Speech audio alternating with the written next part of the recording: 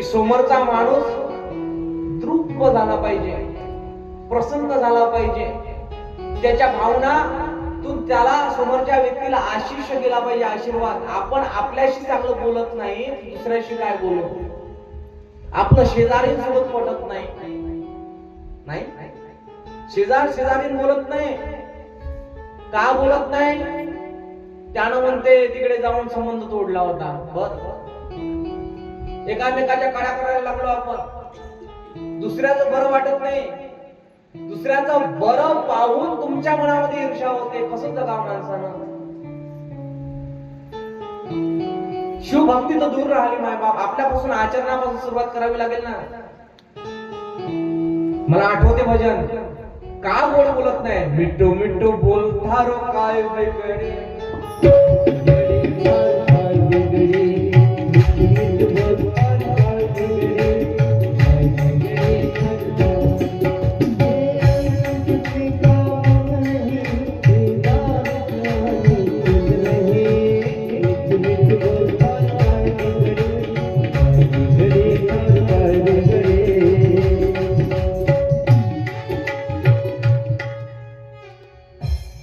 मिठू मिठू बोलता रो काय वेगळे.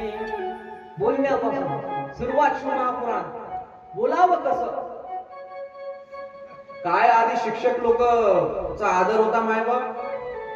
शिक्षक लोक जे गुरुजी लोक होते, रस्त्यावर जर खेळणार पोरं राहिलं समजा तर लगेच त्याचा चेंडू दांडू घेऊन घरामध्ये पडायचे. आता मास्तर कुठं चालले?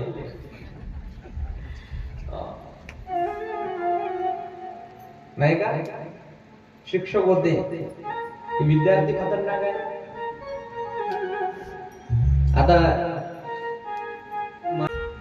सांगायचा मुद्दा एवढाच, मिठू मिठू बोलता रो काय वेगळे, काय वेगळे बाबा काय वेगळे. चांगलं बोलण्याला काय होते? शिवजी बोलले चांगलं बोला, आपसामध्ये चांगलं देवाणघेवाण ठेवा, त्रिकाल संध्या करा.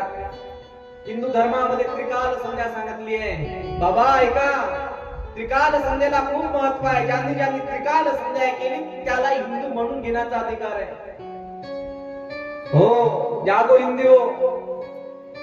हे हिंदू, आपण हिंदू म्हणून घेतो स्वतःला, आपण धर्माचं नाव माहित नाही. जो स्थापक आहे आपल्या हिंदू धर्माचा, संस्थापक आहे, त्याचं नाव माहित नाही. किती शोकांतिक आहे मायबाप. त्रिकाल संध्या महादेवाने सांगितली, त्रिकाल संध्या करावी. सकाळी उठावं, उठल्याबरोबर प्रथमतः देवाला आठवावं. किती शास्त्र गंभीर सांगते. जेवताना श्लोक म्हणावेत आणि नंतर झोपताना सुद्धा ही त्रिकाल संध्येचा प्रहर म्हणजे कोणता? कृष्णाय वासुदेवाय हरे परमात्मने प्रणत क्लेशनाशाय गोविंदाय.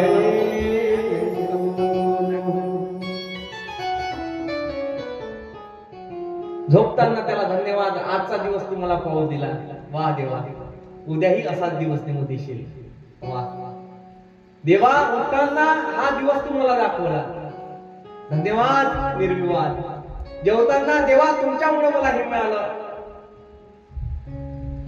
एक तरी श्लोक पाठ असायला पाहिजे मायबाप. एक ग्रंथातला हिंदू धर्माच्या प्रत्येक व्यक्तीच्या मुखातून तो श्लोक आला पाहिजे.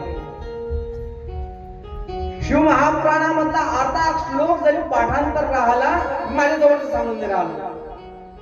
एतच्छैव पुराणैः श्लोकार्थमेव च यमः पठन्ति संयुक्तं पापमुच्यते क्षणात्. महाराज म्हणायला लागले, एखाद्याचा एक श्लोक नसेल तर अर्धा नसेल तर एक शब्द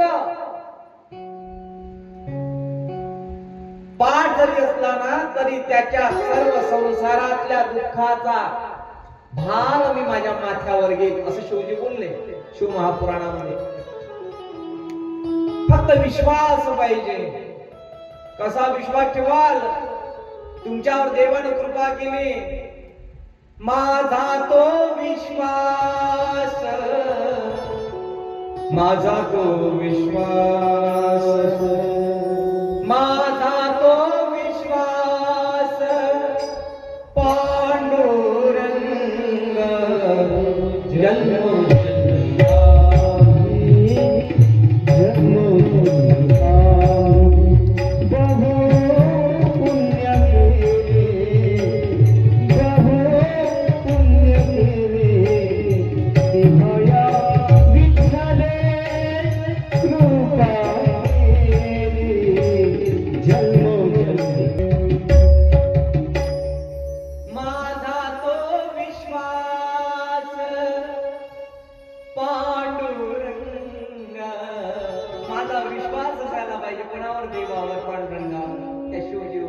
माझा तो विश्वास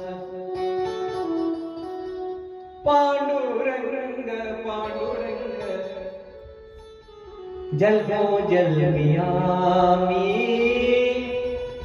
जन्मो जन्मिया मी जन्मामध्ये तुम्ही सुकृत केला म्हणूनच तुमच्यावर कृपा केली. अरे देवा, जो पूजन करणार नाही त्याला त्रास कोणता होईल? त्याच्या घरामध्ये दारिद्र्यता येईल, रोग येईल, दुःख येईल, शत्रूंची पीडा होईल, शत्रू त्याच्यावर भारी पडतील. ज्यानं कलियुगामध्ये शिवाची उपासना केली नाही, शैव झाला नाही, अर्धा हळदीनं राहिलेला व्यक्ती जसा असतो तसा तो होऊन जाईल असं म्हणतात शिवजी यजमान.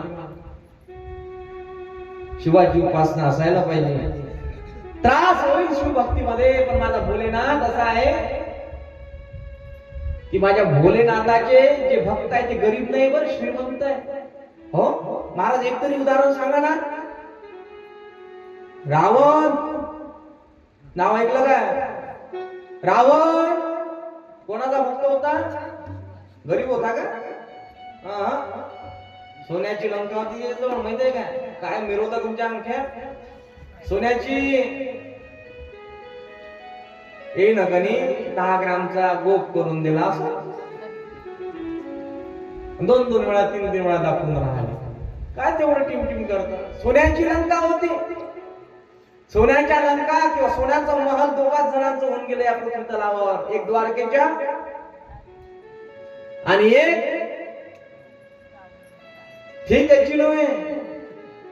तुम्ही म्हणाल रावण म्हणून असाच असा का? रावण चालाक बाज होता, कष्ट न करता मालमत्ता मिळवणारा रावण होता. रावण आहे असे रावण प्रवृत्तीचे लोक आहे. आयत्या धनावर कब्जा करणारे, आयत्या बिड्यात दुसऱ्या. अरे लहानाचं असताना रक्ताचं पाणी करणारी ती आई होती, तो बाप होता तुमचा मायबाप. अरे पाहता पाहता तुमचं लग्न केलं, चांगला पाहून दिला तुला गोळा तुम्हाला. कशाकरिता? भाऊ आणि बहिणीचं प्रेम एक राहावं, एकोपा निर्माण राहावा. शिव महापुराण आपल्याला सांगते मायबाप. जगाच्या पृथ्वीवर रक्ताचं नातं एक असेल तर तो भाऊ आहे मायबाप, हे लक्षात ठेवा. बहिणीची कीव जेवढी भावाला येते तेवढी जगाच्या पाठीवर कोणाला येत नाही. अरे तोच कंस होता, देवकीला रथामध्ये घेऊन जात होता. लक्षात घ्या किती आनंद होता त्याच्या महलामध्ये. ती प्रवृत्ती रथामध्ये बसण्यापुरतीची प्रवृत्ती तुमच्या अंतःकरणामध्ये असली पाहिजे. माझी बहीण आहे, तिला मी निरोप देईन चांगल्या प्रकारे. चांगलं पाहून दिलं तुम्हाला.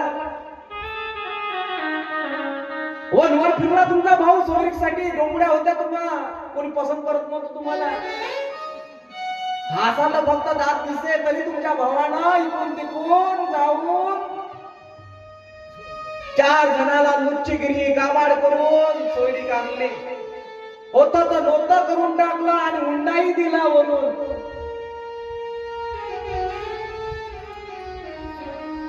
आणि धन दिल्यानंतर मायबाप शिजरामध्ये त्याच्या जवळचं जे काही उष्ण पास्ता करून आणलेलं होतं तेही गेलं.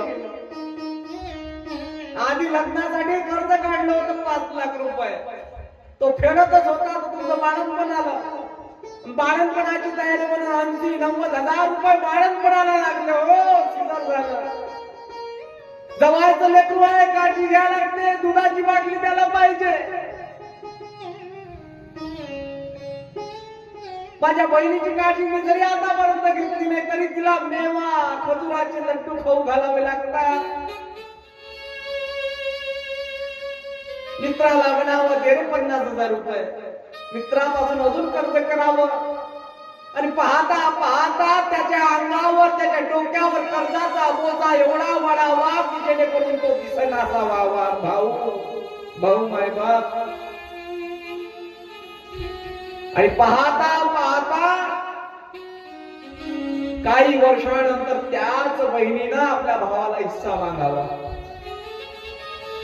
जो भाऊ तिच्या प्रत्येक सुख दुःखामध्ये धावला, संकटामध्ये धावला, जी होती पुंजी तीही त्याने गमावली, आता ती पुन्हा हिस्सा मागायला लागली. किती शोकांतिक आहे बाबा. महिलांना अधिकार मिळाला शास्त्रामध्ये. तुम्ही अधिकार आता दिला, ऋषी मुनींनी आधी दिला. अहिल्या, द्रौपदी, सीता, तारा, मंदोदरी तथा अशा 5 कन्यांचं नाव घेतलं तर म्हणता मोक्षाची प्राप्ती होते असं शास्त्र सांगते. मुक्तिदाता आहे स्त्रिया, शक्तीपीठ आहे स्त्रिया. पण अशा काही स्त्रिया वागणाऱ्या असल्या तर त्यांना शूर्पणखा म्हणण्या काही वागू ठरणार नाही. मायबा त्या शूर्पणखेचं फक्त लक्ष्मणानं नाकच कापलं होतं. या शूर्पणखेनं आपल्या स्वतःच्या भावाचा गळा प्रेमानं कापला. प्रेमानं कापला मायबाप, प्रेमानं कापला. किती शोकांतिक आहे. अरे ज्या घरामध्ये बहीण भाऊ सुखानं नांदत असतील ते घर म्हणजे शिव. पुराणामधलं कैलास मंदिर आहे मायबाप. हा, शिवाला बहीण होती. आतापर्यंत ऐकलं नसेल तुम्ही. शिवाला बहीण होती, तिचं नाव आहे लक्ष्मी. लक्ष्मी ही शिवजीची बहीण आहे. शिवाला बेलाचं पान का अर्पण केल्या जाते? कारण की शिवाची जी बहीण लक्ष्मी आहे तिची उत्पत्ती भगवंताच्या घामापासून तयार झालेला जो क्षीरसागर आहे त्यातून तिची उत्पत्ती झाली आहे. सागराची मुलगी म्हणजे बोला ना, झोपली की काय? सागरापासून निर्मिती झाली आहे. सागर पुत्र आहे लक्ष्मी. लक्ष्मीचे 3 प्रकार आहे. प्रामुख्याने त्याच्या अष्टलक्ष्मी गणल्या जातात शास्त्रामध्ये. पहिल्या क्रमांकाची लक्ष्मी, लक्ष्मी, दुसरी महालक्ष्मी आणि तिसरी म्हणजे अलक्ष्मी. हो, ही कथा शिव महापुराण आहे. याच्यामध्ये नवीनच मिळेल माय बाप तुम्हाला.